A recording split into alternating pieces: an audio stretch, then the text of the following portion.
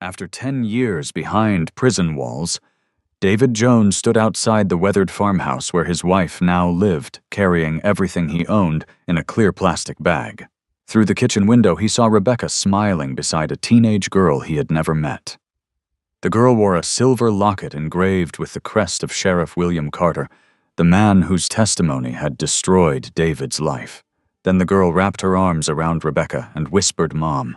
David felt the ground disappear beneath him. Why was his wife raising the daughter of the sheriff who had sent him to prison?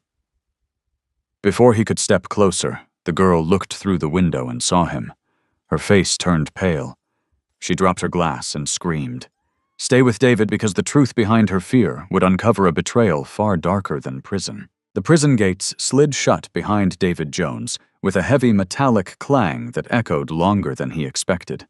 10 years earlier, that same sound had marked the end of his ordinary life.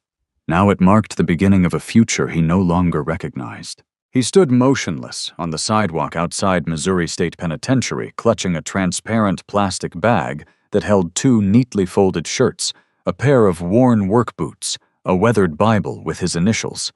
Inside the cover, a stack of court papers no one had bothered to read fairly, and $38 in cash. 10 years of his life had been reduced to a bag that weighed less than 5 pounds. The morning air felt strangely fresh. Even the breeze seemed unfamiliar after a decade of breathing recycled prison air through concrete walls and steel bars.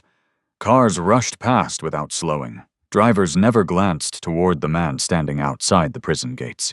To them, he was invisible. David had imagined this moment countless nights while staring at the cracked ceiling above his prison bunk. He had imagined Rebecca waiting with tears in her eyes. He had imagined embracing her before saying a single word. Reality offered only silence. The prison had mailed Rebecca a notice weeks earlier, but they refused to tell David whether she had received it. Regulations, they said. He chose to believe she never had. Hope was easier than disappointment.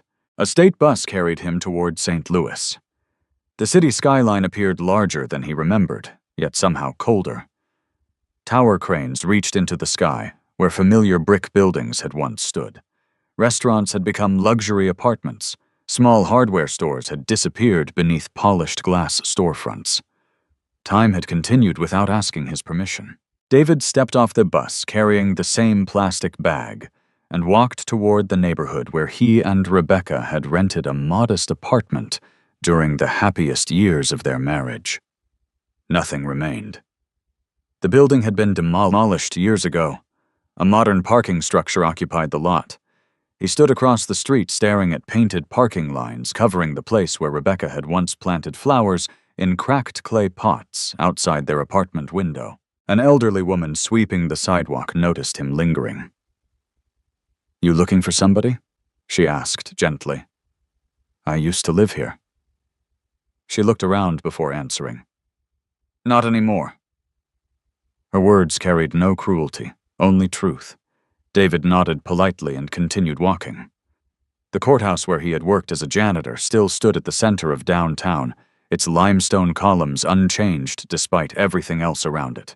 Without realizing why his feet carried him there, he stopped across the street. For 21 years he had unlocked those doors before sunrise. He had polished courtroom floors until they reflected the chandeliers overhead. He had replaced broken light bulbs, repaired leaking pipes, shoveled snow from courthouse steps, and greeted judges before most lawyers even arrived. He had believed honest work mattered. Then one night had erased 2 decades of loyalty. The memories returned with painful clarity. It had been late. Most offices were empty. David had been mopping the second-floor hallway when he noticed light spilling from the sheriff's administrative records office. That was unusual. Sheriff William Carter never worked that late. Curious, David approached quietly, intending only to ask whether someone needed maintenance assistance.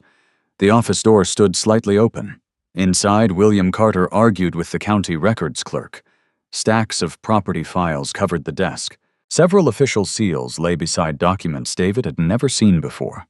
Although he could not hear every word, certain phrases had remained burned into his memory.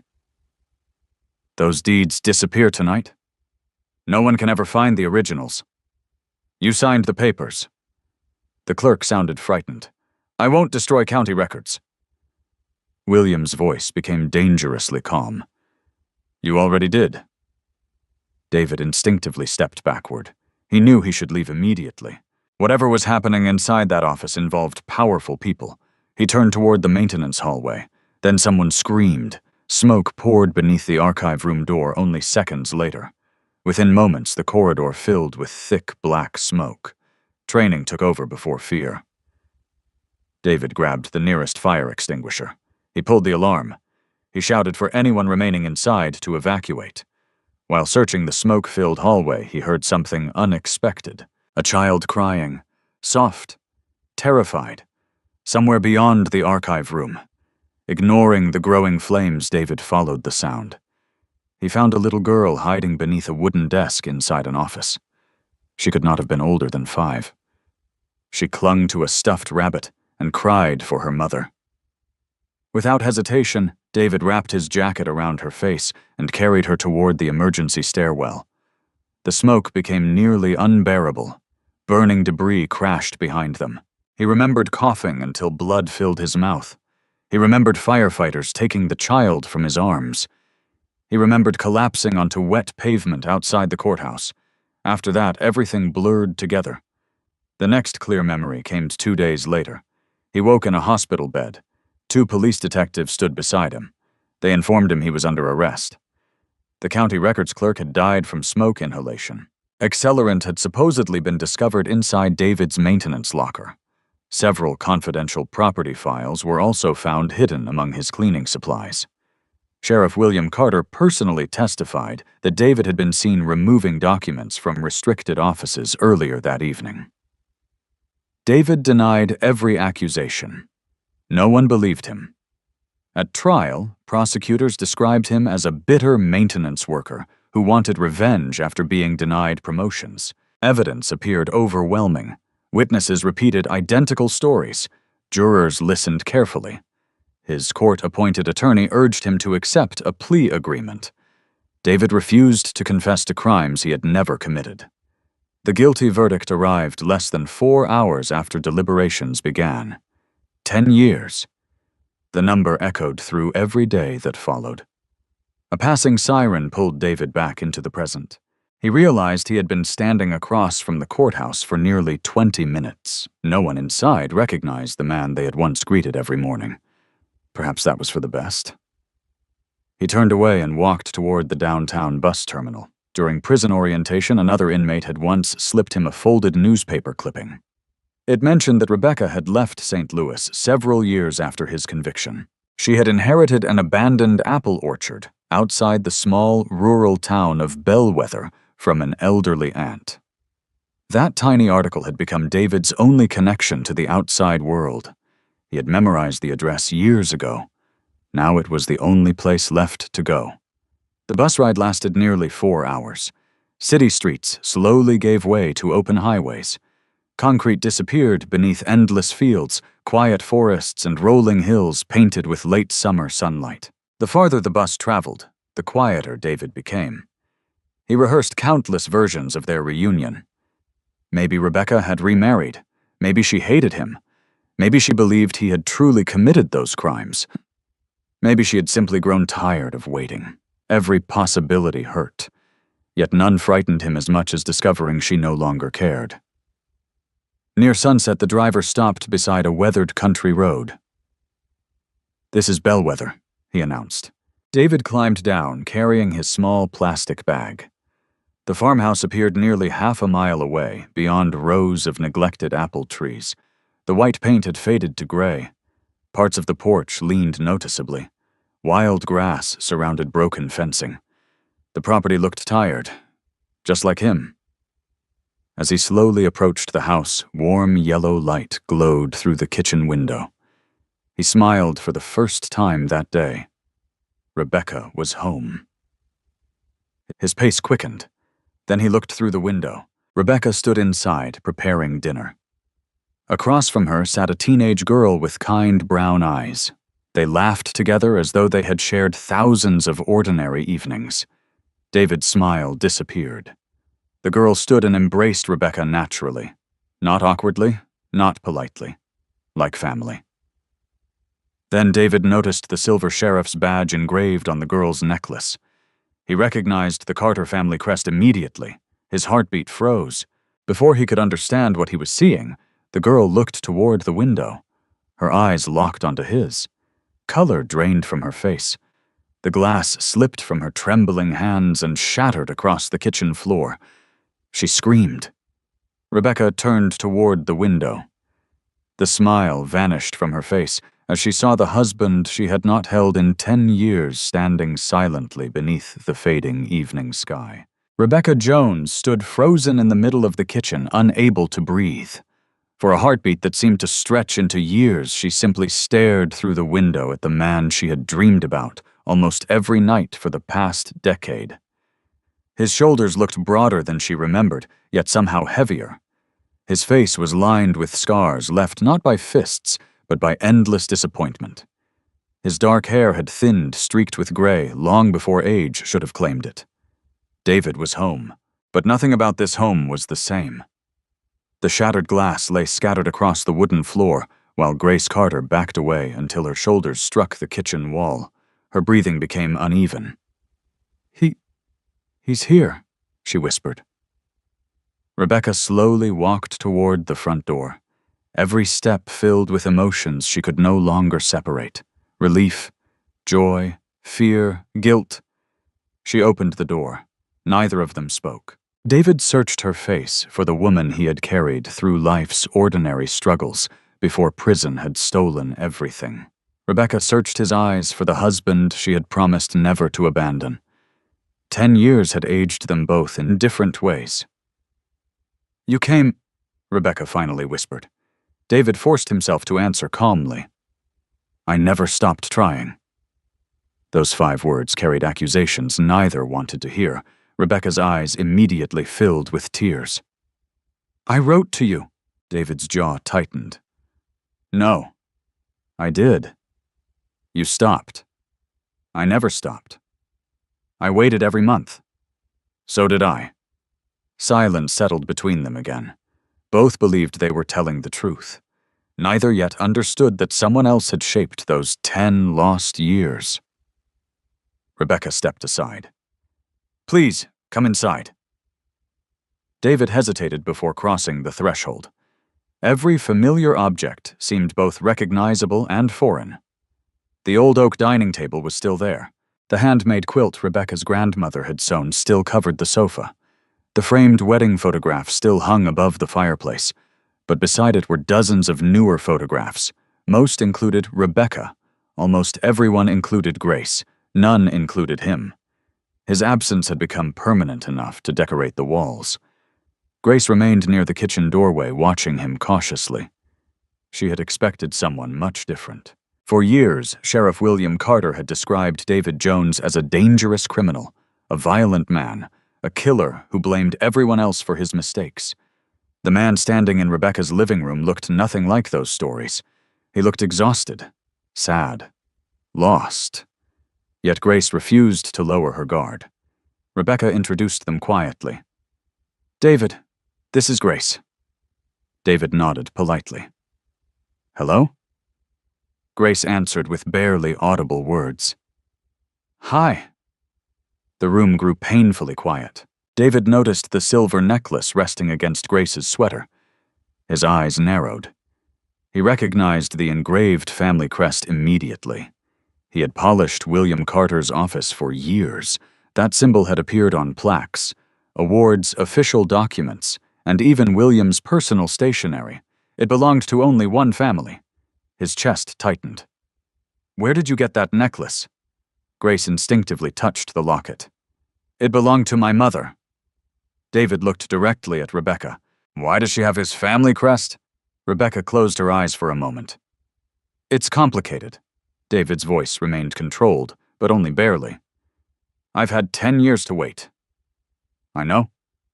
I deserve an answer." "You do. Then tell me." Rebecca glanced toward Grace. "Not tonight." David followed her gaze. "You don't want her hearing it." Rebecca shook her head. Not like this. David's patience began to crack. So she's important enough to protect? Rebecca flinched. That's not fair. Isn't it? Grace watched the exchange with growing confusion. She had never seen Rebecca afraid of anyone. Yet the woman who had comforted her through nightmares now looked terrified. David noticed the photographs lining another shelf. Grace celebrating birthdays, Grace learning to ride a bicycle, Grace holding apples during harvest, Grace smiling beside Rebecca every Christmas. 10 years. He had imagined Rebecca spending those years alone. Instead, another child had occupied the place where his own family might have been. His voice became quieter. Did you replace me? Rebecca's tears finally spilled over. No. It looks that way. No, David. You built a family. I was trying to save one. The words only confused him further. Before he could ask another question, headlights swept across the front windows. A patrol SUV rolled slowly into the driveway. Grace's entire body stiffened. No. She whispered the word so softly that David almost missed it. Rebecca looked toward the window. He wasn't supposed to come tonight? The driver's door opened. Sheriff William Carter stepped out wearing his pressed uniform, polished boots, and the same confident smile that had convinced an entire jury 10 years earlier. He had aged gracefully. His hair had silvered at the temples. His posture remained straight. To anyone else, he looked like the trustworthy lawman the county admired. David saw something different. He saw the man who had stolen 10 years of his life. William knocked politely before opening the unlocked screen door. Evening, Rebecca. Then his eyes landed on David. A brief flash of surprise crossed his face.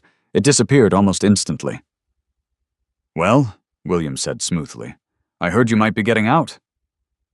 David stood. So you knew. I keep informed. I'm sure you do. William smiled for Grace's benefit.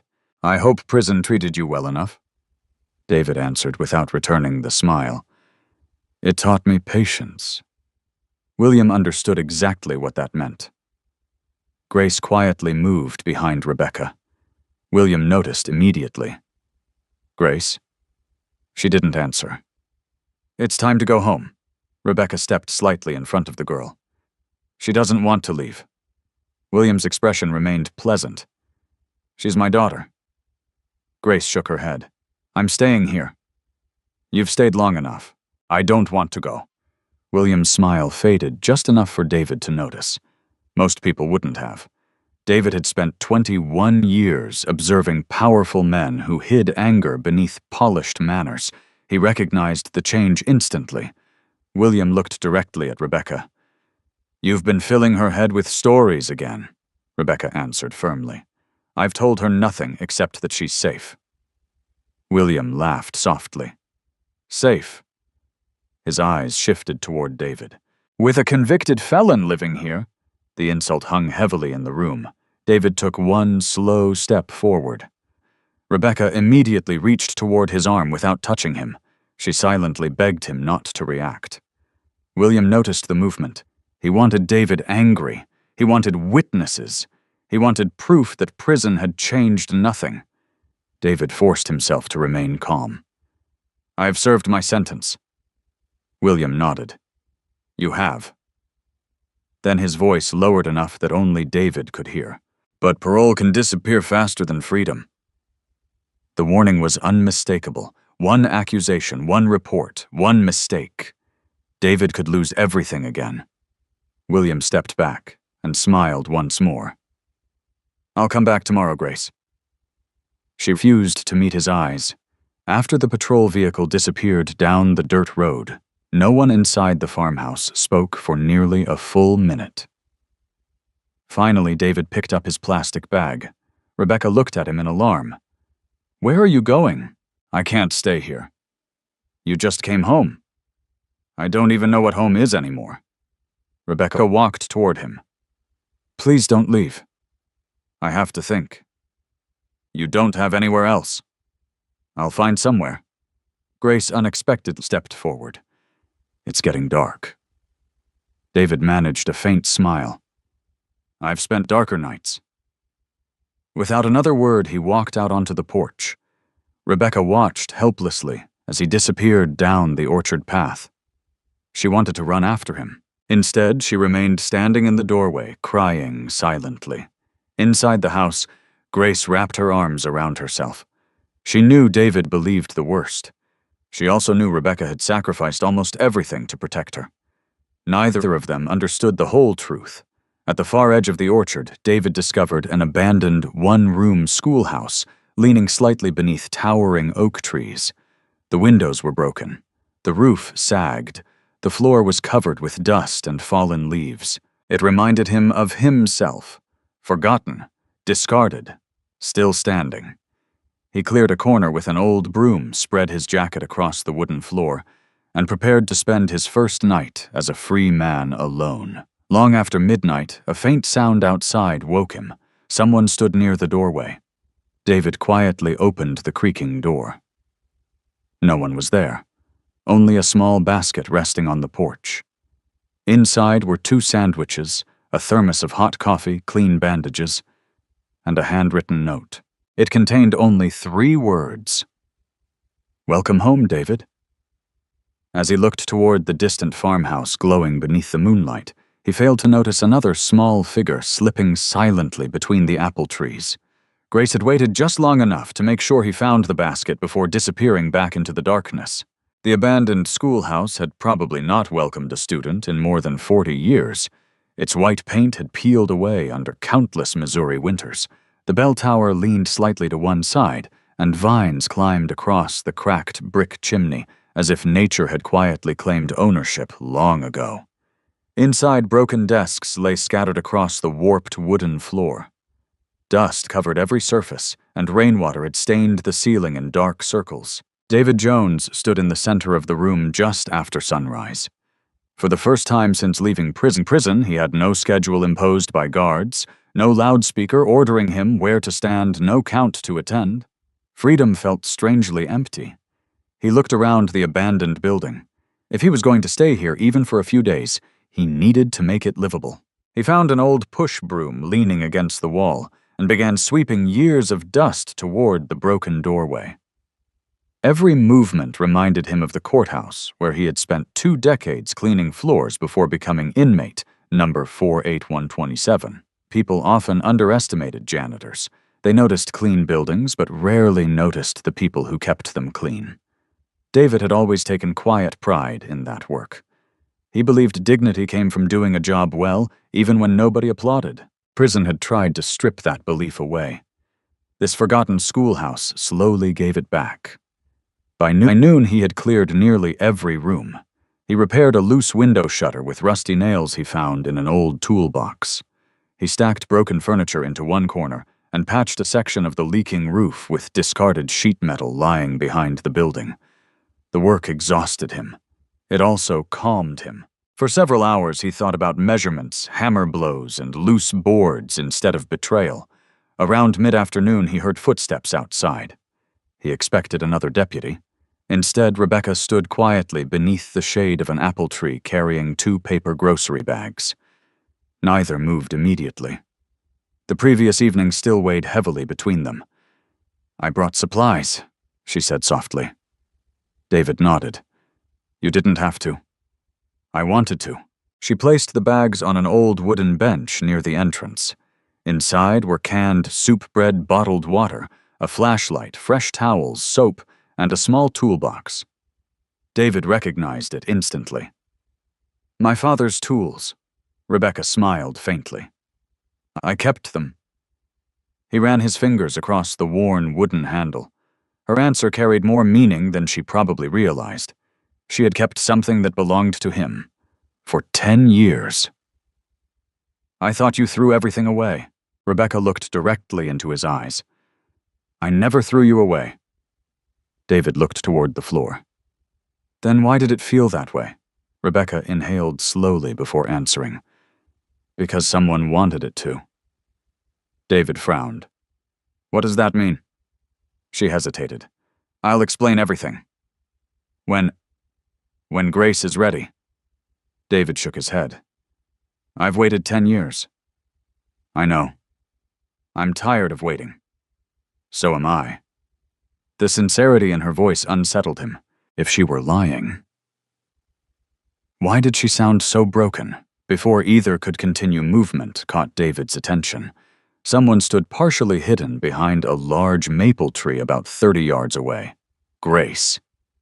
The teenager quickly stepped back, believing they had not seen her. Rebecca smiled slightly. She's been watching you since early this morning. David looked surprised. Why? I think she's trying to decide whether Sheriff Carter lied about you. David gave a bitter laugh. That's a difficult thing for a 15-year-old to figure out. Rebecca nodded. She's had to figure out much harder things. Without another word, she quietly returned toward the farmhouse, leaving David alone once again. Several minutes later, Grace slowly approached. She stopped several feet away. I didn't mean to spy. David smiled politely. I've been watched before. She looked embarrassed. She searched for the right words. I wanted to see if you really knew how to fix things. David looked around the schoolhouse. I've spent most of my life fixing things. Grace glanced at the repaired shutter. You did that already. It wouldn't close. It closes now. I noticed. Grace walked a little closer. Can I ask you something? Of course. Were you really a janitor? David laughed softly. Yes. I don't know. You expected something different, she nodded. Sheriff Carter said you were pretending to be a janitor. What did he say I really was? Grace lowered her eyes. He said you stole from the courthouse for years. David remained silent for several moments. Finally, he answered. No. You never stole anything? Only broken furniture that the courthouse threw away. Grace looked confused. Why? So I could repair it. You fixed broken chairs. And tables. And cabinets. And clocks. She looked around the room. So that's why you're fixing this place. David smiled. I don't like seeing used things abandoned. Grace considered that answer carefully. So you don't think this building is useless? No. What about people? David looked at her for a long moment. No. Grace seemed relieved without understanding why. She wandered around the classroom before stopping beside an old blackboard. My mother used to bring me here. David looked up. Your mother? Before she died. What was her name? Margaret. The name stirred something distant in David's memory. He remembered seeing Sheriff Carter's wife only a handful of times at public events. She always appeared quiet, kind, very different from her husband. Grace ran her fingers across the dusty blackboard. She said old places remember things. David found the sentence unexpectedly beautiful. She was probably right. Grace looked toward him. Do you remember the courthouse fire? The question came so suddenly that David froze. I remember every minute. I don't. She looked frustrated. I keep having dreams. What kind of dreams? I hear someone yelling. She pressed her hands against her temples. Then smoke. David listened carefully. I hear someone coughing. Her breathing became uneven. And someone carrying me. David's heartbeat quickened. I never see his face. She looked at David almost apologetically. Sheriff Carter says they're just nightmares. David chose his next words carefully. Sometimes memories hide because they're painful. You think they're memories? I don't know. Grace nodded slowly. I wish I remembered. Before David could respond, another patrol vehicle appeared on the distant road. Grace's expression changed instantly. Fear, real fear, not annoyance, not teenage frustration, fear. I have to go. She turned immediately. David called after her. Grace, she stopped. If anyone ever makes you feel unsafe. She looked back. You don't have to face it alone. Grace stared at him for several seconds before quietly nodding. Then she hurried back toward the farmhouse. David watched until she disappeared. Something about her reaction to the approaching patrol vehicle disturbed him deeply. Children were usually comforted by the arrival of a parent. Grace reacted as though danger had arrived. That evening, David continued repairing the schoolhouse until darkness covered the orchard. Inside the farmhouse, Rebecca prepared dinner in silence. Grace barely touched her food. William Carter had stopped by earlier asking questions about David's whereabouts. With unsettling politeness, Rebecca answered carefully. She trusted William less than ever. After Grace went upstairs, Rebecca entered the pantry looking for extra candles. While reaching toward an old storage shelf, she accidentally bumped a loose floorboard. The wood shifted beneath her foot. She frowned. She had lived in the farmhouse for 7 years. She had never noticed that board before. Curious, she knelt and carefully lifted it. Beneath the floor lay a cloth-wrapped bundle covered in dust. Her hands began trembling before she even opened it. Inside were dozens of envelopes, every one addressed in David's handwriting, every one unopened. Rebecca stared in disbelief. The postmarks stretched across nearly 5 years. She had never received them. Beneath the stack rested another bundle tied with faded blue string. These were letters she had written to David, also unopened, also returned. Tears filled her eyes as she slowly unfolded the first envelope. Across the front, stamped in red ink, were words that made her blood run cold. Rejected. Disciplinary restriction. The date matched a week when David had later written, asking why she had suddenly stopped answering him. Rebecca sank onto the pantry floor. Neither of them had abandoned the other. Someone had made certain they believed they had. Rebecca sat on the pantry floor, long after darkness had settled outside the farmhouse. The bundles of letters rested in her lap like pieces of a life that had been deliberately stolen. Her hands trembled as she untied the faded blue string around the first stack. She recognized her own handwriting immediately. Every envelope had been addressed to David Jones at Missouri State Penitentiary.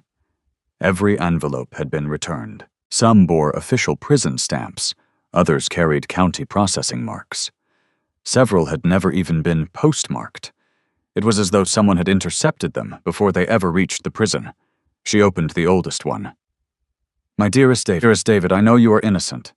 I don't care what the newspapers say, I will fight for you every single day until you come home. Rebecca could not continue reading. She covered her mouth as tears rolled down her cheeks. For years she had believed David stopped loving her. David had believed exactly the opposite. Someone had carefully manufactured that misunderstanding. The next morning, Rebecca walked toward the abandoned schoolhouse carrying both bundles of letters. David was replacing warped boards beneath one of the windows when he heard footsteps. He smiled politely. You brought breakfast again? Rebecca didn't answer. Instead, she placed the letters on an old classroom desk.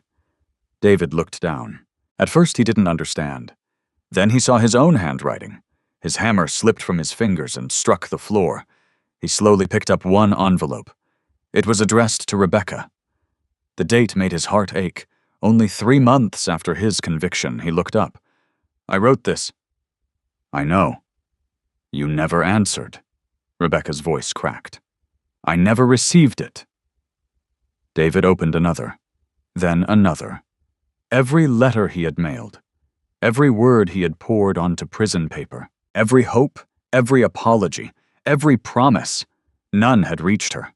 Rebecca carefully untied the second bundle. I wrote these. David stared in disbelief. There were dozens. He recognized neither the envelopes nor the handwriting on the outside because he had never seen them before. His breathing became shallow. He opened the first letter. David, please don't lose hope. I have hired another attorney. His vision blurred. He skipped to another. I sold my mother's jewelry to pay investigators. Another. I will never stop believing you. Another. I love you more today than the day we married. David lowered the pages into his lap. For nearly 9 years he had convinced himself Rebecca chose to forget him. Now every certainty collapsed. His voice barely rose above a whisper. "You kept writing." Rebecca nodded through tears. "Every month." "I thought—" I know what you thought. I believed you gave up. I believed you hated me." Neither moved. Words could not recover 10 years. David finally asked the question that had haunted him since prison. "Who did this?"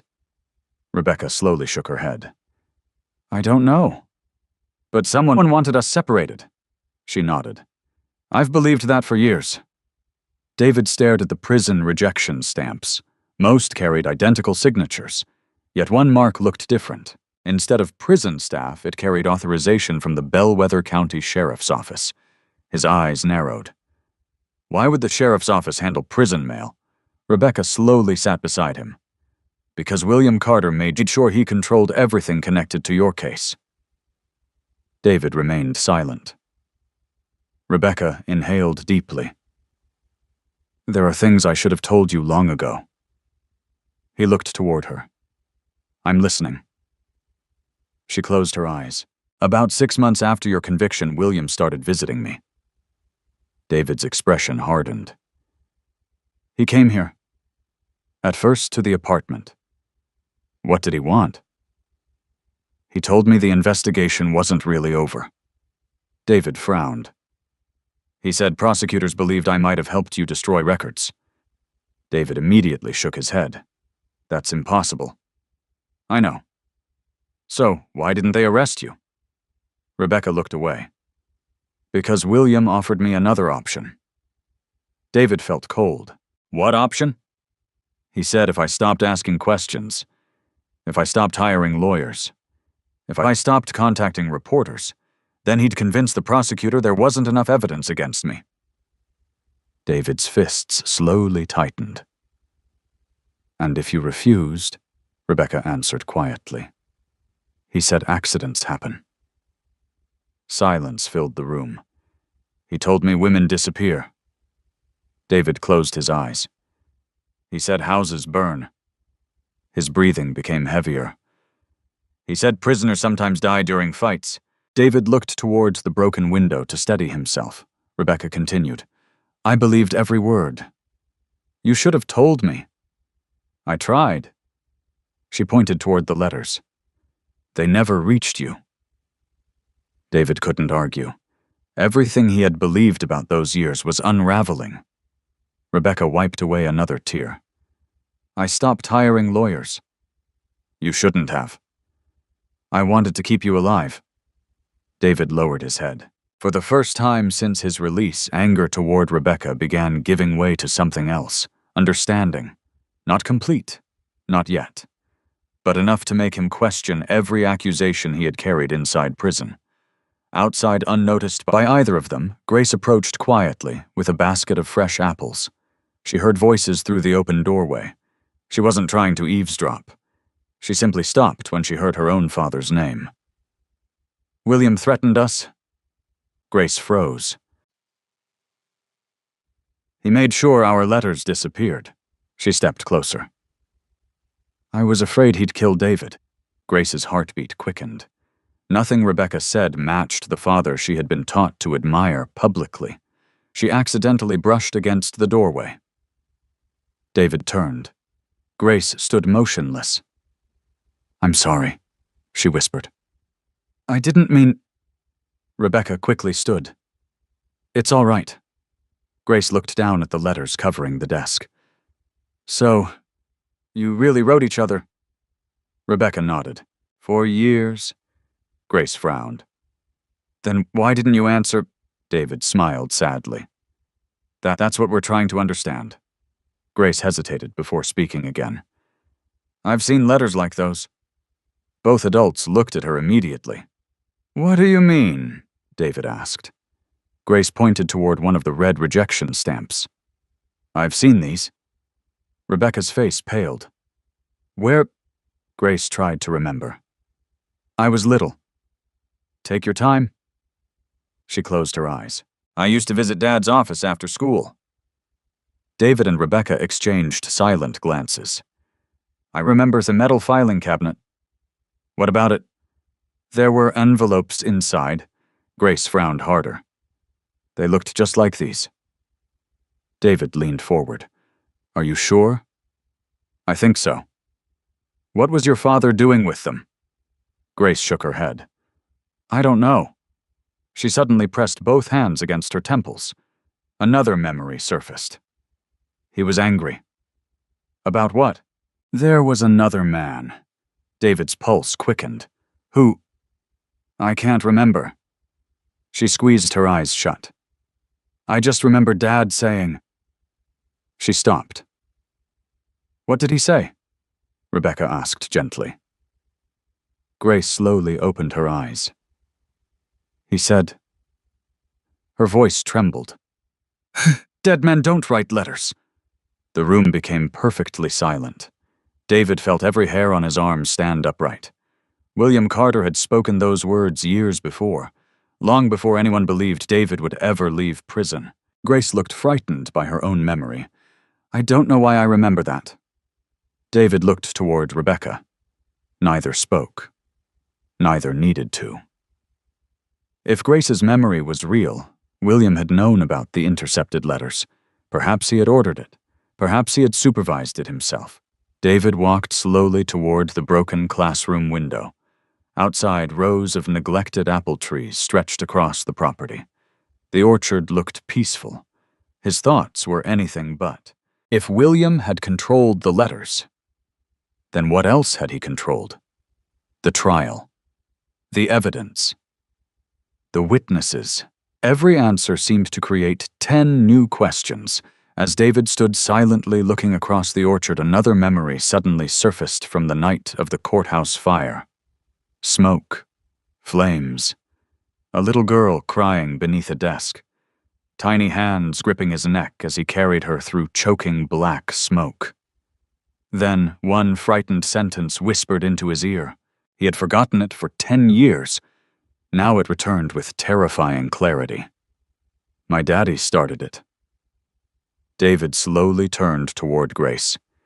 She was standing exactly where sunlight streamed through the classroom window. For the first time, he truly looked at her. The shape of her eyes, the small scar near her left eyebrow, the same frightened expression he remembered from that night. His heartbeat stopped. The child he had carried out of the burning courthouse had been Grace Carter. David could not take his eyes off Grace. The realization settled over him slowly, like fog rolling across the orchard before sunrise. For 10 years he had replayed the courthouse fire in fragments. He remembered the choking smoke, the collapsing ceiling, the heat pressing against his skin, and the tiny child whose frightened cries had guided him through the darkness. He remembered lifting her into his arms and shielding her face beneath his work jacket as burning debris crashed around them. He had never seen her clearly. Until now. Grace shifted uncomfortably beneath his gaze. Did I say something wrong? David swallowed before answering. No. Then why are you looking at me like that? He forced a small smile. I knew you once. Grace frowned. We've never met. We have. She laughed nervously. I would have remembered. David slowly shook his head. You were very little. Rebecca stood silently nearby, watching the pieces finally begin to fit together. David walked towards the old classroom window and stared outside for a long moment before speaking again. The night of the courthouse fire. Grace's expression changed. I found a little girl hiding beneath a desk. Her breathing slowed. She was holding a stuffed rabbit. Grace blinked. I used to have one. It had one missing button eye. Grace instinctively stepped backward. How do you know that? David looked at her gently. Because I carried you outside. The room fell silent. Grace searched his face, trying to decide whether she believed him. My father told me firefighters rescued me. David didn't answer immediately. Instead, he quietly removed his faded denim work jacket from a nearby chair. The inside lining had been repaired many times over the years. Near one sleeve, barely visible beneath old stitching, remained a tiny burn mark. "I've kept this jacket since that night." Grace stared at it, without understanding why tears began filling her eyes. A strange warmth stirred inside her memory. Smoke. Darkness. Strong arms lifting her. A deep voice saying the same sentence over and over. "It's all right. You'll be all right." She closed her eyes. For a brief second, she almost heard those words again. Then the memory disappeared. I don't know." David nodded. "You don't have to remember today." Rebecca stepped closer to Grace and gently placed a hand on her shoulder. "Memory comes when it feels safe." Grace quietly wiped her eyes. "I wish everything wasn't so confusing." David understood exactly what she meant. His own life had become nothing but confusion. Later that afternoon, dark clouds gathered over Bellwether County. The weather forecast on Rebecca's old battery-powered radio warned of severe thunderstorms moving rapidly across western Missouri.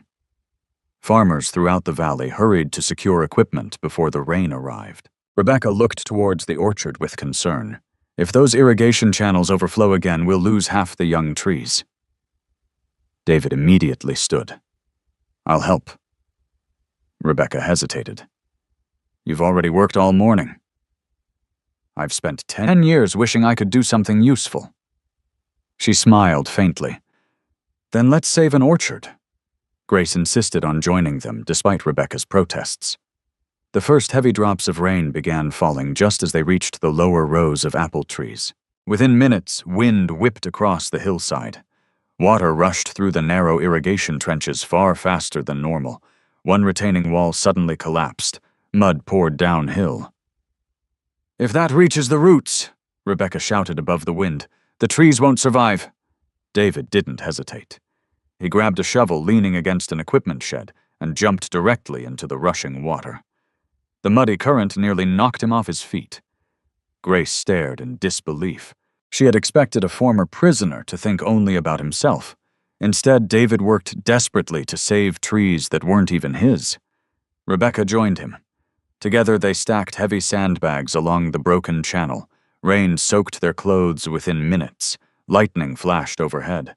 Another section of the embankment gave way. "Grace!" Rebecca shouted. "Stay back!" But Grace noticed one sandbag floating away towards the flooded ditch. Without thinking, she ran after it. The muddy ground collapsed beneath her. She slipped. The fast-moving water swept her toward the drainage culvert. "Grace!" Rebecca screamed. Everything happened in seconds. David dropped his shovel. Ignoring the dangerous current, he lunged forward. The water slammed into his legs with tremendous force. Grace reached desperately for a low tree branch, but missed. David caught her wrist just before the current pulled her beneath the culvert. His shoulder struck a large rock. Pain exploded through his arm. Still, he refused to let go. Using every ounce of strength prison labor had built over the years, he dragged Grace back onto solid ground. They collapsed together in the mud. Grace clung tightly to his jacket, trembling uncontrollably. Neither noticed the rain anymore. Rebecca reached them moments later, wrapping both in a blanket she had brought from the truck. "You could have drowned," she cried. David smiled weakly. So could she. Grace looked up at him. "You came back." David looked confused. "What do you mean?" She swallowed. "My dreams." "What about them?" "They always ended before someone reached me." She stared into his eyes. "This time, someone did." David gently squeezed her shoulder. "You'll never face that alone again." For the first time since his release from prison, Grace smiled at him without fear. The storm finally passed near sunset. Although soaked and exhausted, the three of them managed to save most of the orchard. Back at the farmhouse, Rebecca prepared hot soup while David wrapped his injured shoulder with an elastic bandage. Grace watched quietly from across the table. After several minutes, she finally spoke. "I remembered something else." Both adults looked toward her. It happened before the fire. David remained silent, allowing her to continue. My father took me to the courthouse because Mom was away. Rebecca exchanged a quick glance with David. Grace continued slowly. He told me to stay in his office. She closed her eyes. I got bored, so I walked into the hallway. What happened then? David asked gently. I heard Dad arguing. With who? A man. What were they saying? Grace struggled to remember. There were papers. She rubbed her forehead. Lots of papers. David listened without interrupting. Dad kept asking where something was. What? A book. A book, she nodded. A big black book. David immediately thought of the missing property ledger. Grace continued. The other man wouldn't give it to him.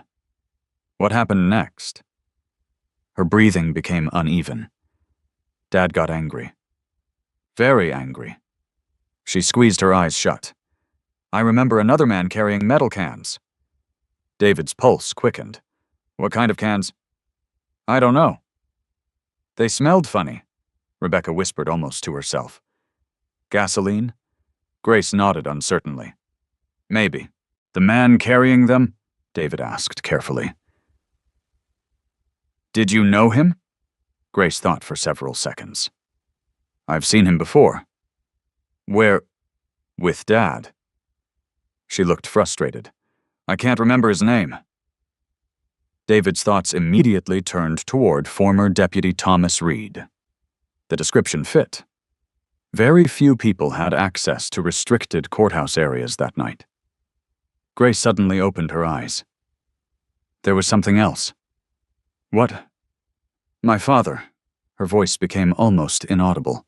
Oh, he walked away. David frowned. From what? From me. She looked terrified by the memory. I was crying. I kept calling him, telling him I was scared. Tears rolled silently down her cheeks. He never came back. The kitchen fell silent once again. David understood something he had never considered before. William Carter hadn't merely framed an innocent man. If Grace's memory was accurate, he had knowingly abandoned his own daughter inside a burning courthouse. A father willing to sacrifice his own child would never hesitate to destroy anyone else standing in his way. Outside twilight settled over the orchard. The oldest apple tree stood alone, near the western fence, its twisted branches reaching toward the fading sky.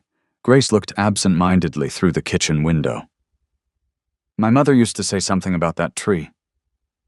Rebecca turned toward her. What did she say? Grace frowned while searching her memory. She always told me. She paused. If anything ever happened. Rebecca's heartbeat quickened. Look where the first apple refused to die. David slowly looked toward the ancient tree. Neither he nor Rebecca spoke. Both suddenly realized Margaret Carter had not been speaking in poetry. She had been leaving directions. David barely slept that night. Long after Rebecca and Grace had gone to bed, he remained seated on the steps of the abandoned schoolhouse, staring across the moonlit orchard. Grace's words echoed endlessly inside his mind. Look where the first apple refused to die. Margaret Carter had known she was living under constant danger.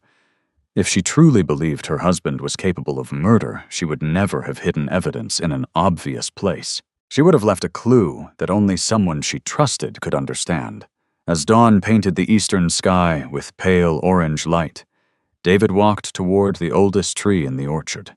It stood alone on a small rise overlooking the fields.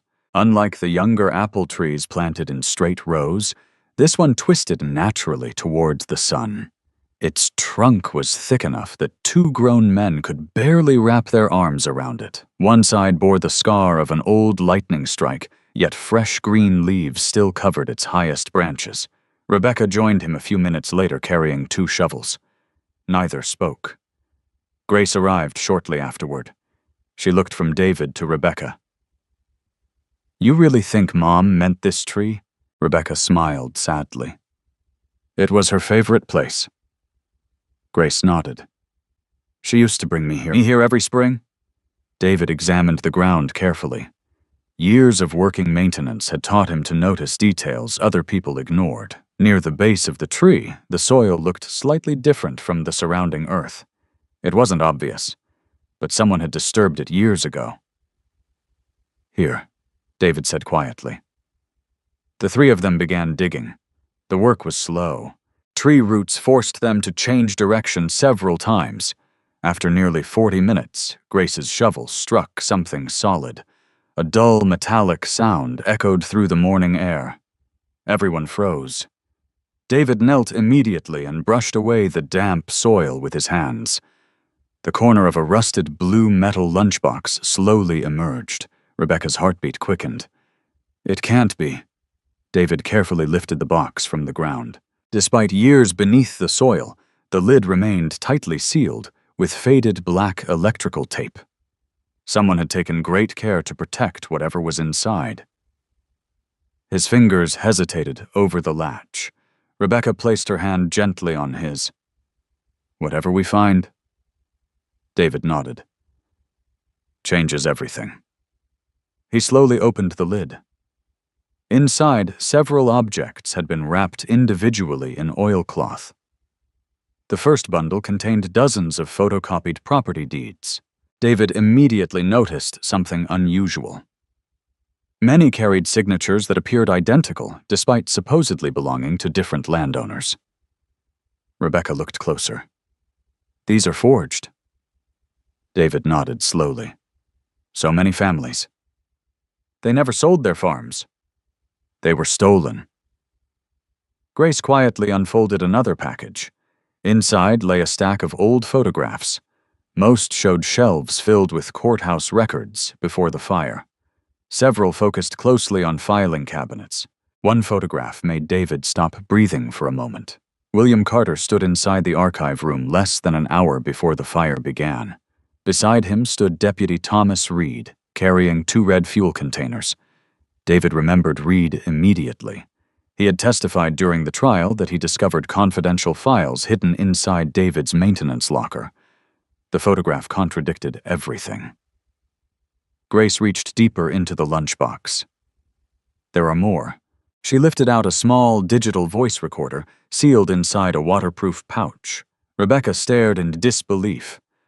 Please let it still work. David carefully pressed the power button. For several terrifying seconds, nothing happened. Then a tiny green light blinked. Static crackled through the speaker. A woman's voice slowly emerged. My name is Margaret Carter. Grace covered her mouth. She had not heard her mother's voice in 7 years. Tears immediately filled her eyes. The recording continued. If anyone is listening to this. Margaret paused, taking a shaky breath. Then I was right to be afraid. David listened without moving. My husband, William Carter, is responsible for crimes that innocent people will never understand. Another burst of static interrupted the recording. He ordered county property records destroyed. Families lost everything. David Jones never started that fire. Grace looked toward David. He remained perfectly still. Margaret's voice continued. David accidentally discovered documents that proved William had forged tax foreclosures against elderly landowners. Rebecca whispered softly. Oh my God. William couldn't allow those records to survive. The recording crackled again. Thomas Reed planted evidence. William planned everything. Then silence. The recorder suddenly stopped. David pressed the play button again. Nothing. The batteries had finally died. Although incomplete, the recording alone destroyed the foundation of the case against him. Rebecca carefully removed the final item from the lunchbox. It was a worn leather notebook. Margaret's handwriting filled every page. Dates, addresses, property numbers, bank transfers, meeting locations. David flipped carefully through the notebook. Every few pages, one set of initials appeared repeatedly. TR. Beside each entry stood dollar amounts: 5,000, 8,000, 12,000. Payments. Rebecca frowned. Thomas Reed. David nodded. He wasn't just following orders. He was being paid. Grace looked overwhelmed. My father... She struggled to finish the sentence. Harry, did all this... No one answered. The evidence spoke for itself. David carefully wrapped every item back inside the oilcloth. We need copies. Rebecca looked surprised. Shouldn't we call the state police? Not yet. Why? David looked toward the distant road. William has spent 20 years building influence. He'll hear about this before investigators arrive. Rebecca reluctantly agreed. So, who do we trust? David thought for several moments. There was one reporter. Rebecca frowned. The woman who covered your trial. She was young. I don't think she wanted to hurt anyone. You remember her name? Olivia Bennett. Rebecca looked uncertain. She wrote articles calling you guilty. I know. But reporters follow evidence. And now... He looked down at the lunchbox. We finally have some. By late afternoon, Rebecca managed to find Olivia's office number through an online newspaper directory. To her surprise, Olivia answered personally. At first, she sounded cautious, until Rebecca mentioned David Jones. Silence filled the line. Finally, Olivia spoke. I haven't heard that name in years. He's been released. Another pause. I know. Rebecca took a deep breath. We found evidence. What kind? The kind that may prove he never should have gone to prison. Olivia hesitated. I've heard claims like that before. This time we have documents. And photographs. And a recording. The reporter's tone changed immediately. Where are you? We can't discuss that over the phone. Olivia answered without hesitation. I'll drive there. 3 hours later, an aging pickup truck rolled quietly into the orchard. A woman in her late 30s stepped out carrying a camera bag and notebook. She introduced herself politely before turning toward David. For several seconds, neither spoke. Finally, Olivia broke the silence. I owe you something. David had looked confused. What? A chance to apologize. He didn't answer. She continued. I covered your trial during my first year as a courthouse reporter. I believed everything prosecutors told us. You weren't alone. No. She lowered her eyes. But I helped convince thousands of people that you were guilty. David studied her face carefully. Unlike many reporters he remembered from the trial, Olivia seemed genuinely ashamed. Rebecca placed Margaret's notebook on the kitchen table. Olivia spent nearly 2 hours examining every document. The deeper she read, the quieter she became. Finally, she looked directly at David. The timeline from your trial. What about it? It never made sense. David leaned forward. Explain. Olivia spread several photographs across the table. The prosecution claimed Sheriff Carter arrived after the fire started. She pointed toward one photograph. This picture was taken by courthouse security cameras. David looked closely. William's patrol vehicle appeared behind the archive building. The timestamp froze everyone in the room. It showed the vehicle parked there 12 minutes before William claimed he even arrived at the courthouse. Olivia slowly exhaled. He lied under oath. Before anyone could respond, headlights suddenly appeared outside the farmhouse. A patrol vehicle stopped beside the front gate. Grace's face immediately turned pale. David quietly closed Margaret's notebook.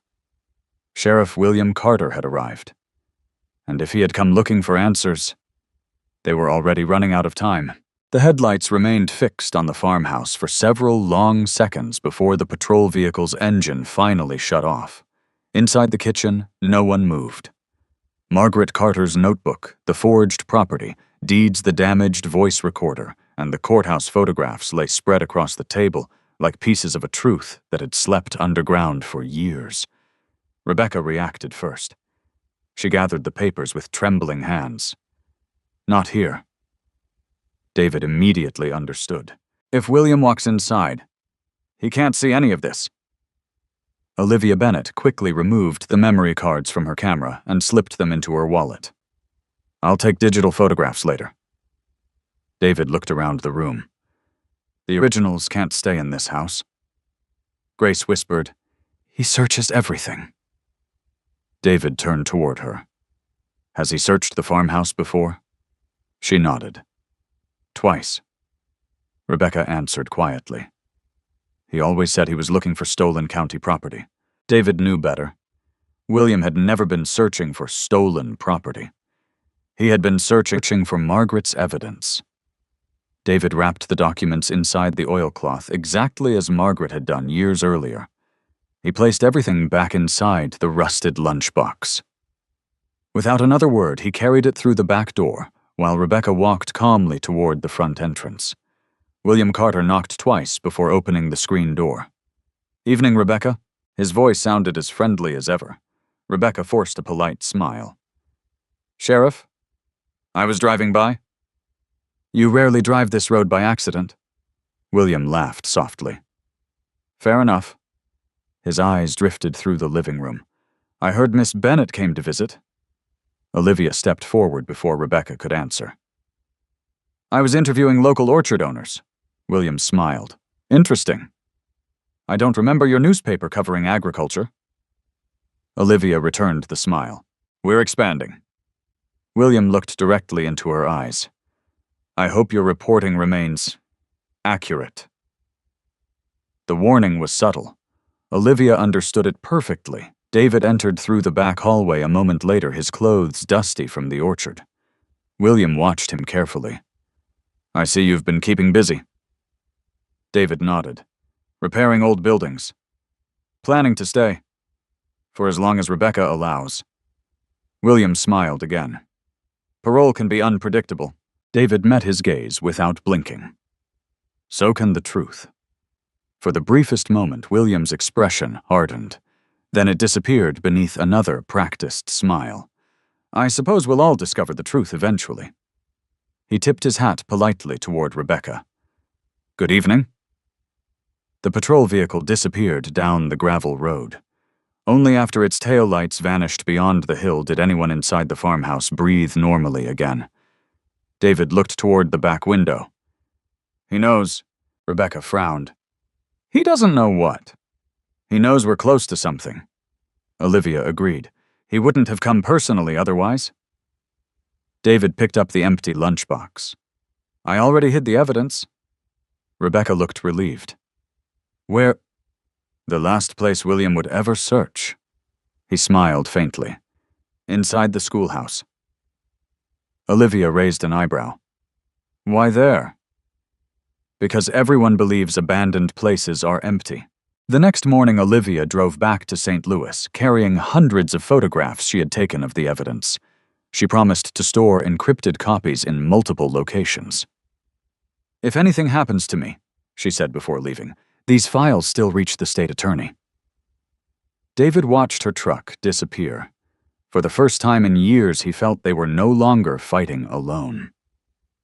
3 days later, Olivia called. Her voice sounded different, excited. I found something. What? I pulled archived emergency dispatch records. David listened carefully. The official report says firefighters were called at 9:42 p.m. So, I found another emergency call. When? 9:29. David frowned. 13 minutes earlier. Exactly. Who made it? Olivia paused. Someone inside the courthouse reported smelling gasoline. David's heartbeat quickened. Was anyone sent? No. The dispatcher marked it as a false alarm. David immediately understood. Someone had delayed the emergency response. Someone had wanted the fire to spread. Olivia continued. I also traced one name from Margaret's notebook. Thomas Reed. Yes. David leaned forward. Where is he? He disappeared 6 months after your conviction. I know. I found him. David stared silently. He owns a small diesel repair shop outside Tulsa, Oklahoma. Rebecca looked hopeful. If he'll testify, Olivia interrupted gently. That's the problem. He refuses to talk. David expected that answer. Guilt makes people hide. Olivia nodded. I'm driving there tomorrow. You shouldn't go alone. I'll be careful. David wished he could accompany her. His parole conditions prohibited leaving Missouri without court approval. William Carter had made certain of that. 2 days later, Olivia stood inside a modest repair garage outside Tulsa. A middle-aged mechanic looked up from beneath an old pickup truck. His beard had turned gray. His shoulders slumped beneath years of regret. Thomas Reed. The man froze. You've got the wrong person. Olivia quietly placed an old newspaper clipping on the workbench. It showed Deputy Thomas Reed standing beside Sheriff William Carter outside the courthouse 10 years earlier. You still recognize yourself? Thomas closed his eyes. What do you want? I want the truth. I don't know any truth. You testified against David Jones. I made a mistake. You committed perjury. Thomas looked away. You don't understand. Then help me understand. For several long moments he remained silent. Finally he whispered, Is David alive? Yes. Thomas slowly sat on an overturned bucket. I've asked myself every day whether prison killed him. Olivia carefully lowered her notebook. It didn't. Thomas covered his face with both hands. I should have stopped it. What happened? I can't. You have to. He'll kill me. Olivia answered quietly. William Carter has already destroyed enough lives. Thomas laughed bitterly. You think I don't know that? He stood and walked toward the garage door. For several minutes he stared silently at the empty highway. Finally he spoke. William ordered me to place gasoline inside David's maintenance locker. Olivia remained perfectly still. He also gave me stolen courthouse files. Why? So investigators would find them. Thomas's voice shook. He said David had already seen too much. Olivia asked the question she dreaded. Did William start that fire? Thomas closed his eyes. I didn't actually see him light it. But I carried the fuel. Silence. He told me we were destroying old evidence. What changed?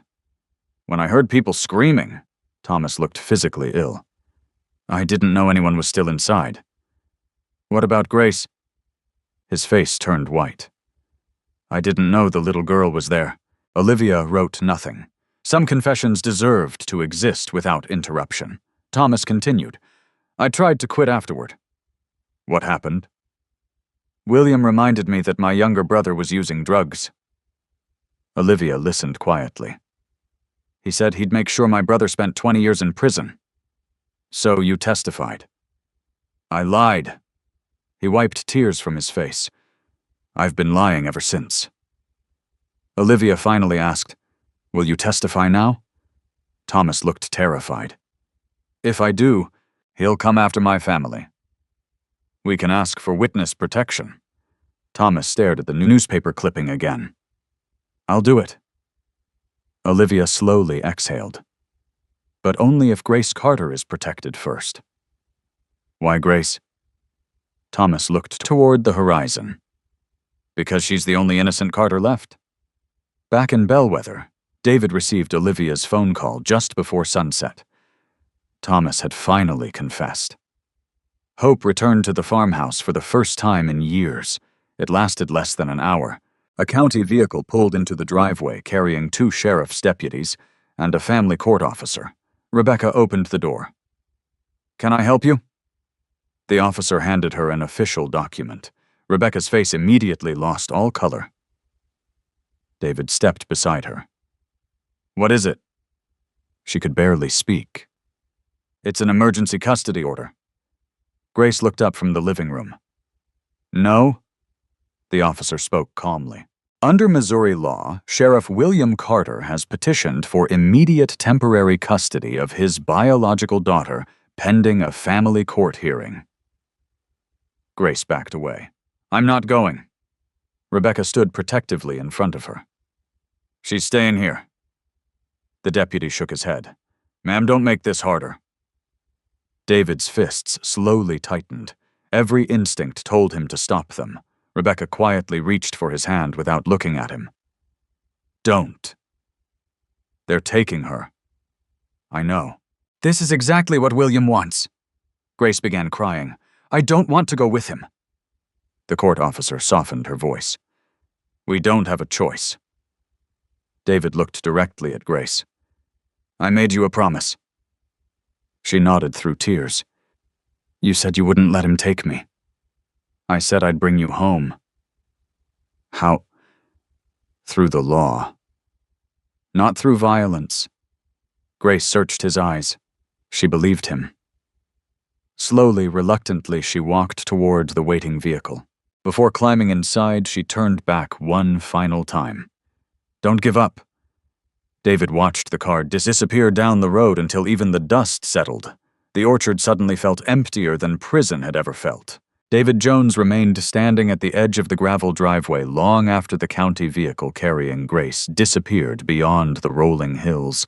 The cloud of dust slowly settled over the orchard, but the heaviness inside his chest refused to fade. For a long time, neither he nor Rebecca spoke. The silence felt painfully familiar. 10 years earlier, prison guards had led David away, while Rebecca stood helplessly outside a courtroom. Now another government vehicle had carried away someone they loved, and once again the law had been turned into a weapon. Rebecca finally broke down. She sank onto the porch steps, covering her face with both hands. I failed her. David immediately knelt beside her. No. I promised Margaret. You kept that promise for 7 years. I couldn't protect her today.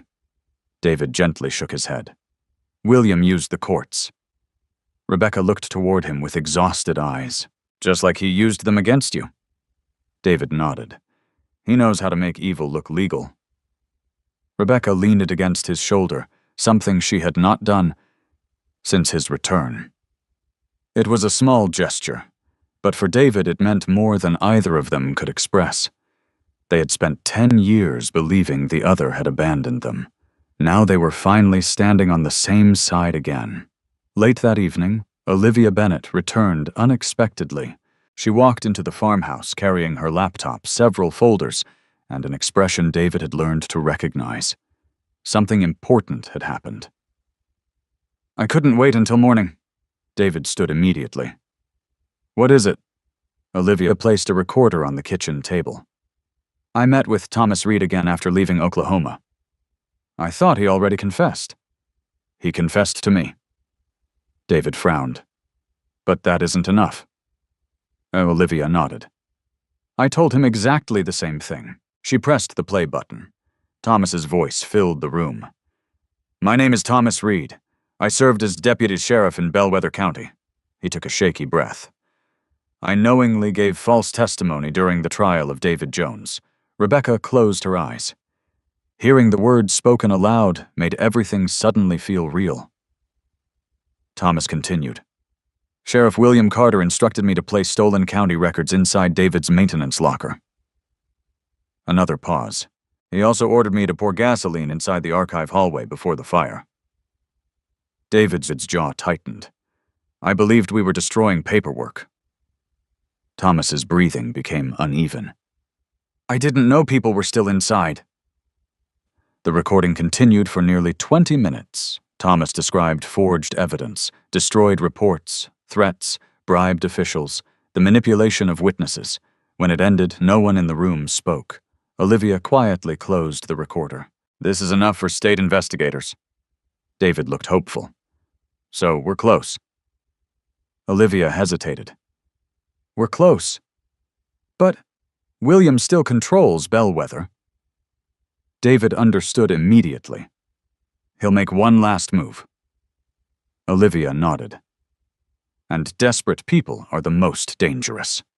The following morning, Grace woke inside the County Youth Assessment Center, located 15 miles outside Bellwether. Although officials described it as temporary protective housing, the building felt more like a prison. Locked doors, security cameras, scheduled meals, restricted visitors. Grace sat quietly beside the narrow window, watching rain collect on the glass. She had been there less than 24 hours. Already she wanted to leave. A guard opened the door. "Someone's here to see you." Grace already knew who it was. William Carter entered wearing a tailored gray suit instead of his sheriff's uniform. He smiled warmly. "How are you feeling?" Grace remained silent. William sat across from her. "I know yesterday was confusing." She still said nothing. "They've been lying to you." Grace looked at him calmly. "Who?" "Rebecca." "And David." Grace lowered her eyes. "They're using you." "No." "They want revenge." "No." "They convinced you that I'm evil." Grace finally met his gaze. "I remember things." William's smile faltered almost imperceptibly. "What things?" "The courthouse. You've been having nightmares." "They aren't nightmares." William leaned closer. "You were only 5. I remember smoke." "You imagined it." "I remember calling for you." William remained silent. Grace continued. "You didn't come." For the first time in years, William lost complete control of his expression, only for a second. But Grace saw it. Fear. Not guilt, fear. He quickly recovered. "You've been manipulated." Grace looked away. "I miss my mother." William sighed heavily. "So do I." Grace quietly reached into the pocket of her sweater. Hidden inside was a tiny digital voice recorder Olivia had secretly given her before the custody hearing. The red light blinked almost invisibly. Everything William said was being recorded. "I don't understand why Mom trusted Rebecca," William answered before thinking. "Margaret always believed ordinary people could change the world." Grace remained silent. William shook his head. "She was foolish." "What do you mean?" "She trusted a janitor's wife with things she should have destroyed." Grace felt her heart race. He continued speaking. "If she had simply listened to me, none of this would have happened." He suddenly stopped. Realization crossed his face. He had said too much. William stood abruptly. "We'll talk again tomorrow." He walked quickly toward the door. Only after he disappeared did Grace finally exhale. The recorder had captured every word. Meanwhile, David and Rebecca drove to the state investigator's temporary office, established 2 counties away. For the first time, authorities outside Bellwether officially listened to David's story. Special Investigator Harold Benson spent nearly 4 hours reviewing Margaret's notebook, the property deeds Olivia's photographs, and Thomas Reed's recorded confession. Finally, he leaned back. "Mr. Jones?" David waited. "If these documents are authentic?" "They are." "Then this may be one of the largest public corruption cases Missouri has seen in decades." David asked only one question. "Can you bring Grace home?" Benson answered honestly. "Not today." David looked disappointed. "But soon. If we move carefully." David nodded. "Move carefully. I've already lost 10 years. I can survive a few more days." As David and Rebecca drove back toward the orchard, another crisis was already unfolding. State investigators had quietly requested an arrest warrant for William Carter. Unfortunately, someone inside the Bellwether Sheriff's Department leaked the information. William learned about the warrant less than an hour after it was signed. He understood immediately. Thomas Reed had talked. Margaret's evidence had survived. Everything he had spent 20 years building was collapsing. That evening, another patrol unit arrived at the abandoned schoolhouse. This time, the deputies carried a search warrant. David stepped outside calmly. "What are you looking for?" "Stolen county property." David almost laughed. History was repeating itself. Deputies entered the building. Within minutes, one officer shouted, "I found something." He emerged carrying a sealed evidence box. David stared at it in disbelief. He had never seen it before. The deputy opened the lid. Inside lay several antique county record books marked as missing government property. Rebecca immediately understood. They planted them. The deputy ignored her. David looked directly at the officer. "When did you bring those inside?" "What?" "You heard me." The deputy avoided eye contact. "You've violated parole by concealing county evidence." David slowly closed his eyes. 10 years earlier, they had planted documents inside his maintenance locker. Now they had planted documents inside the schoolhouse. William had not changed his methods because they had always worked. Handcuffs clicked around David's wrists. Rebecca stepped forward. "This is illegal." The deputy answered coldly. "Tell it to the judge." As they led David toward the patrol car, he noticed something different from 10 years earlier. He wasn't afraid. He looked calmly at Rebecca. "Call Olivia." She nodded. "Then call Investigator Benson." Another nod. "And Rebecca." She fought back tears. "Don't let them convince you I've given up." The patrol car door slammed shut. As it pulled away, David looked through the window toward the old schoolhouse. This time he knew the truth. And this time, so did people far beyond Bellwether County. David Jones had walked through the front doors of the Bellwether County Courthouse thousands of times before the day it destroyed his life. For 21 years he had unlocked offices before sunrise, polished marble floors until they reflected the stained glass ceiling, repaired broken locks, and quietly greeted judges, deputies, and attorneys who barely noticed him. Today, nearly 11 years after he had first been led through those same doors in handcuffs, he returned again. But this time he did not wear an orange prison uniform. He wore a dark navy suit that Rebecca had purchased from a small thrift store the previous afternoon. It was slightly too large around the shoulders. David did not care. For the first time in more than a decade, he entered the courthouse as a man fighting for his name instead of defending himself against lies. Outside satellite news vans lined the streets. Local reporters stood shoulder to shoulder with journalists from St. Louis and Kansas City. The corruption investigation had spread far beyond Bellwether County. Families whose farms had been seized years earlier filled the courthouse steps. Some held faded property deeds. Others carried photographs of parents and grandparents who had died, believing they had lost everything because of unpaid taxes. Many of them had never met David. Yet they smiled as he walked past. Not because they knew him, because they finally understood what had been done to him. Rebecca reached for his hand before they entered the courtroom. "No matter what happens today." David gently squeezed her fingers. We face it together." She smiled through nervous tears. For the first time in 10 years. Inside the courtroom, every seat was occupied. Judge Eleanor Watkins, appointed by the Missouri Court of Appeals after the original judge retired, presided over the hearing. Unlike the officials who had convicted David years earlier, she had no connection to Bellwether County.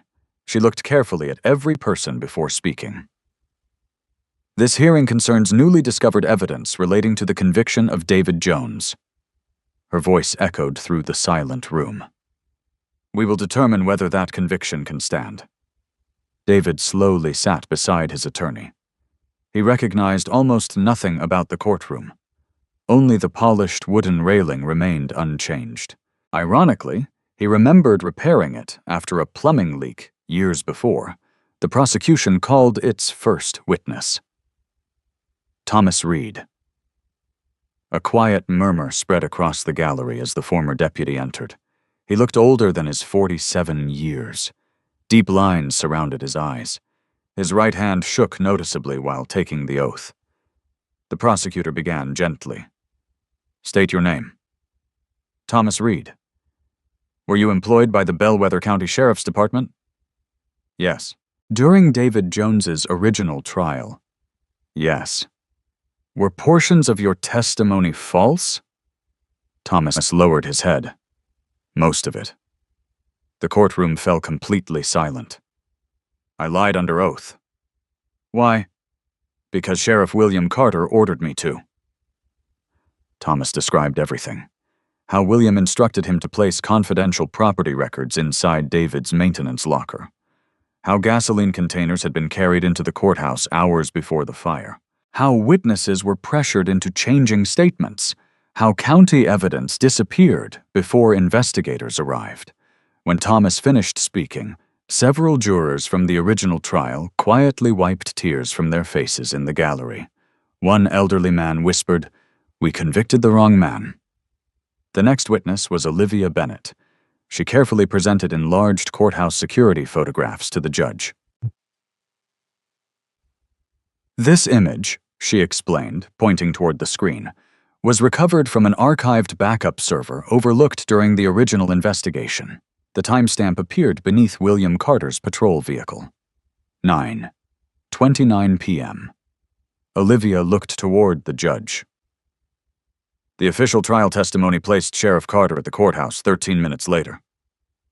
Judge Watkins examined the image carefully. Has the timestamp been authenticated? A state forensic analyst stood. It has. The judge nodded. Admitted? One piece of evidence after another slowly dismantled the original prosecution. Financial records, forged deeds, emergency dispatch logs, intercepted prison correspondence, Margaret Carter's notebook. Finally, the prosecutor held up the repaired digital recorder. We were able to recover the damaged recording. David looked toward Rebecca. She quietly smiled. Technology had restored the portions previously lost.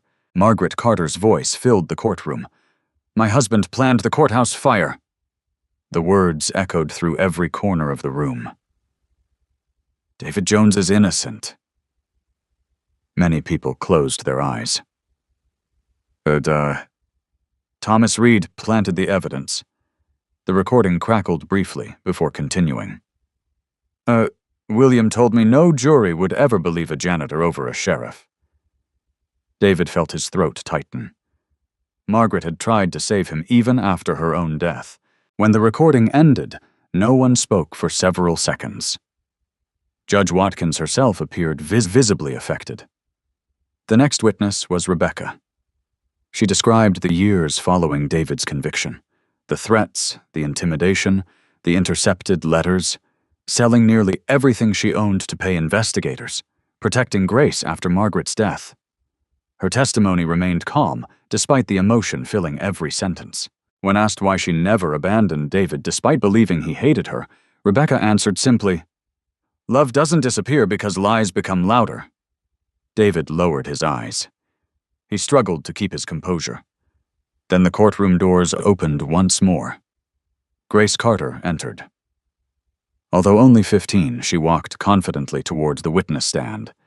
David worried that she looked too small beneath the courtroom lights. Judge Watkins smiled kindly. Are you comfortable testifying? Grace nodded. Yes, Your Honor. She described the courthouse fire exactly as she now remembered it. Her father arguing with the records clerk, the smell of gasoline, hiding beneath the desk, calling for help, watching her father leave. Then David carrying her outside through thick smoke. Defense attorneys attempted to challenge her memory. You were only 5. Yes. Children often confuse dreams with reality. Grace looked directly at the attorney. I used to think they were dreams. What changed? She reached into her backpack. This. Olivia smiled. Grace carefully placed the tiny digital recorder on the evidence table. The courtroom listened as William Carter's own voice filled the speakers. Margaret should never have trusted a janitor's wife with those papers. The recording continued. If she had listened to me, none of this would have happened. The defense attorney slowly sat down. He had no further questions. At that exact moment, loud shouting erupted outside the courtroom. 2 deputies rushed through the rear doors. One spoke urgently to the prosecutor. The prosecutor immediately stood. Your Honor. Judge Watkins looked up. Yes. Sheriff William Carter has been located. A ripple spread across the gallery. Where? Inside this courthouse. Everyone turned instinctively toward the hallway. Investigators had received information that William intended to retrieve documents hidden inside his former administrative office before federal agents seized the building. Instead, they found him carrying a duffel bag. Inside the bag were original forged property deeds, prison mail interception logs, the missing county property ledger, and a loaded handgun. Seconds later, William himself appeared between two state investigators. His expensive suit was wrinkled. His expression had lost every trace of confidence. For the first time since David had known him, William Carter looked frightened. Their eyes met across the courtroom. Neither spoke. There was nothing left to say. Judge Watkins slowly reviewed this mountain of evidence one final time. After nearly 15 minutes of complete silence, she looked directly toward David. Mr. Jones. David stood. This court finds overwhelming evidence that your conviction was obtained through fabricated testimony, planted evidence, official misconduct, and systematic corruption. She paused. The judgment entered against you 11 years ago is hereby vacated. David closed his eyes. He could not breathe. Judge Watkins continued, You are fully exonerated of all criminal responsibility. The gavel struck once. David Jones leaves this courtroom an innocent man. For several seconds, David remained motionless. He had imagined this moment every day inside prison, yet now that it had finally arrived, he felt nothing except overwhelming exhaustion. Rebecca threw her arms around him. Both cried openly. Across the courtroom, many spectators stood and applauded. Outside the courthouse, reporters rushed toward David. Microphones surrounded him. Questions came from every direction. Mr. Jones, how does justice feel after 11 years? Before David could answer, Grace quietly stepped beside him. She looked at the cameras. Then she took David's hand. With complete certainty, she said, This is the man who saved my life when my own father walked away. The crowd fell silent. No headline could ever equal the truth spoken by the daughter of the man who had destroyed him. Spring arrived in Bellwether County more gently than anyone could remember. The last traces of winter disappeared from the hills surrounding the old orchard, and rows of apple trees slowly awakened beneath warm April sunlight. Tiny green buds appeared first, followed by delicate white blossoms that covered the branches like fresh snow. Standing beneath the oldest apple tree, David Jones watched the wind carry petals across the field. Only a few months earlier, he had stood beneath this same tree believing his life had ended. Now it marked the beginning of another. Justice had finally come, but it had arrived carrying both relief and sorrow. No court ruling could return the birthdays he had missed. No judge could restore the 10 anniversaries Rebecca had spent alone. No amount of compensation could replace the years stolen from a marriage built on trust. Yet David had reached a surprising conclusion. He no longer wanted to spend the rest of his life counting what had been taken. He wanted to build something no one could ever steal again. 3 weeks after his exoneration, Missouri officials held a public ceremony on the courthouse steps. The governor's office issued a formal apology. Representatives from the Department of Corrections acknowledged that David had been imprisoned because of deliberate corruption and falsified evidence. The state awarded him financial compensation for his wrongful conviction. Reporters expected David to celebrate the size of the settlement. Instead, he quietly answered one question. I didn't spend 10 years hoping for money. The reporter looked surprised. What did you hope for? David smiled gently. My name. Those 3 words appeared in newspapers across the state the following morning. For many readers, they became the true ending of the story. For David, they were only the beginning. William Carter's trial began 6 months later in federal court. The evidence proved overwhelming. Thomas Reed testified in person this time without fear. Olivia Bennett presented years of investigative findings. Forensic experts reconstructed the timeline of the courthouse fire. Margaret Carter's restored recording was played in its entirety. Former county employees came forward one after another, admitting they had remained silent because they feared losing their livelihoods. Several elderly families testified about farms that had been stolen through forged tax foreclosures.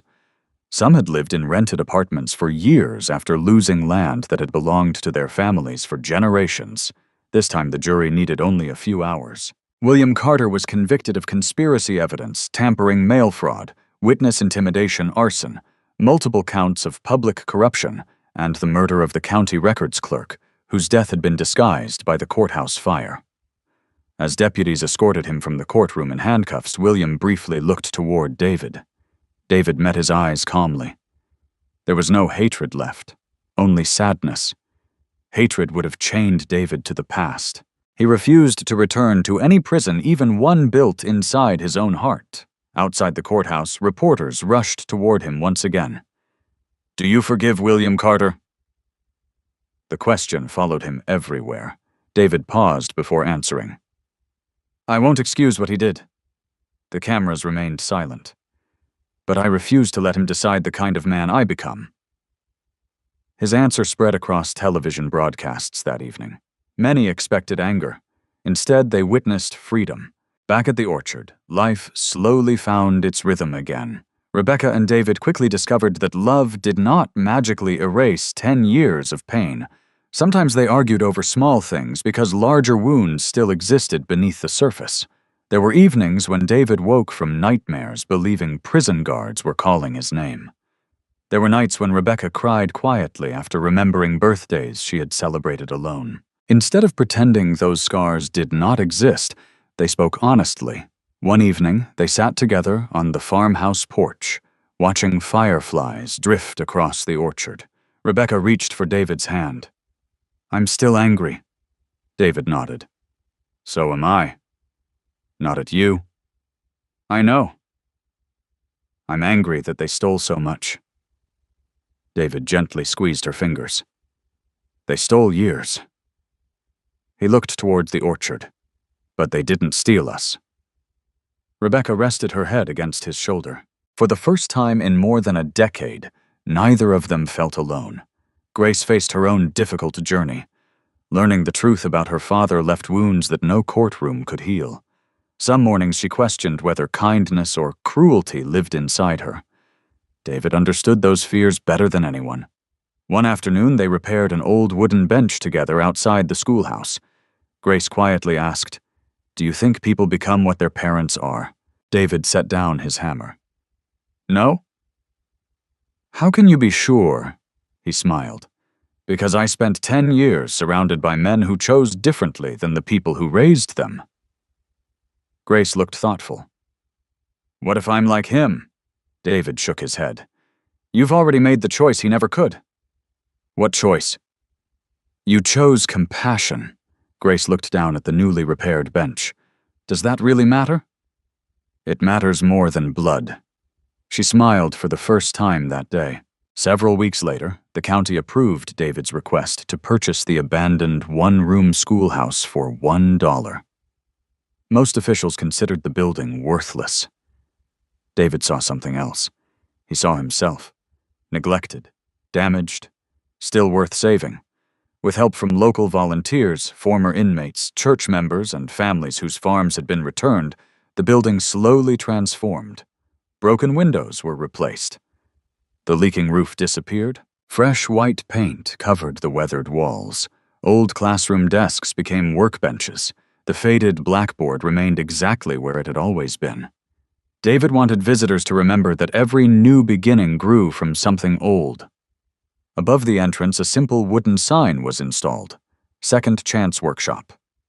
The building offered free woodworking classes, repair skills job training, and mentoring for people rebuilding their lives after prison addiction or personal tragedy. David insisted that no one be asked why they needed help. "If someone walks through that door," he often said, "they've already carried enough." The workshop quickly became the heart of Bellwether. Teenagers learned practical skills from retired craftsmen. Former prisoners found employment repairing furniture instead of returning to crime. Widows brought broken family heirlooms that volunteers restored free of charge. Little by little, the community that had once condemned David began learning from him. The greatest surprise came during the annual Apple Blossom Festival. For the first time in years, hundreds of residents gathered inside the orchard. Children laughed beneath rows of blooming trees. Neighbors shared homemade pies. Musicians played on a small wooden stage built by volunteers from the workshop. Grace stood beside David as visitors admired the restored schoolhouse. One elderly woman smiled warmly. "And who is this gentleman to you?" Grace looked at David. For a brief moment she remembered the frightened little girl trapped beneath a courthouse desk. Then she remembered the man who had carried her through fire. She smiled. "He's my father." David felt tears fill his eyes. He turned toward Grace. "You don't ever have to erase your past." She nodded. "I know. But family isn't only who gives you life." She wrapped her arms around him. "It's who helps you live it." Nearby, Rebecca quietly wiped away tears before joining them. The three stood together beneath the oldest apple tree. Its branches, once scarred by lightning, now overflowed with blossoms brighter than anyone could remember. David looked toward the restored schoolhouse where new students were arriving for another afternoon class. Without thinking, he picked up a broom resting beside the entrance and began sweeping the front steps. Rebecca laughed softly. "You still can't stop cleaning." David smiled. "I never wanted to." He looked across the workshop, the orchard, his wife, and the daughter who had chosen him. People once saw only a courthouse janitor. Then they saw a convicted prisoner. Now they saw something far greater, a man who proved that dignity is never defined by the worst lie told about you. It is defined by the courage to keep choosing what is right after the world has chosen to believe you are wrong. And as the afternoon sun settled over the orchard, David Jones quietly opened the doors of the Second Chance Workshop to everyone who needed hope. Because sometimes the greatest justice is not watching evil fall. Sometimes it is building a future that evil can never touch again.